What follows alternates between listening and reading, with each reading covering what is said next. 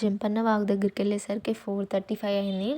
ఇంకెళ్ళి ఒక 1 hour, half an hour కూర్చొని తర్వాత ఫ్రెష్ అప్ అవ్వడం స్టార్ట్ అయిపోయినాం. అందరం ఫ్రెష్ అప్ అయ్యి స్టార్ట్ అయిపోయేసరికి 6:30, 7 అయిందనుకోండి.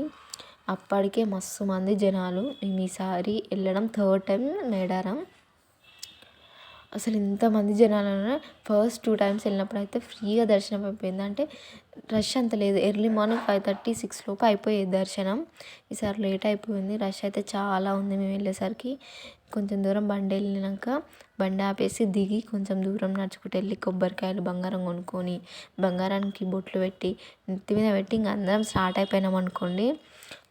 అందరం వెళ్ళేసరికి 8:30 అట్లా అయిపోయింది అనుకోండి. దర్శనం లేట్ అయిపోయింది మా వల్ల. ఈసారి రెడీ అవ్వడం లేట్ చేసిర్రు. సమ్మక్క సారక్క దగ్గర అయితే ఫుల్ రష్. ఇంకా నిమ్మలంగా దేవతని చూసి దర్శించుకొని ఆ గద్దెల్ని ముట్టుకొని బయటకు వచ్చినాం అనుకోండి. ఈసారి మా నాన్న యాటను వస్తాను మొక్కుకుండు.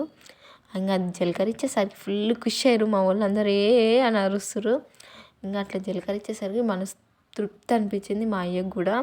ఇంకా ఆ మేకని తీసుకొని బయటికి వెళ్ళి ఇంకా దర్శనం అయిపోయాక నిమ్మలంగా ఫొటోస్ దిగడం స్టార్ట్ అయిపోయింది.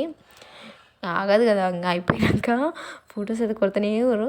ఇంకా ఫొటోస్ నిమ్మలంగా దిగి బయటకు వచ్చేసినాం. ఈ బయటకు వచ్చేసే దారిలో ఇక్కడ సమ్మక్క సారక్క జాతర అని రాసి ఉంటుంది.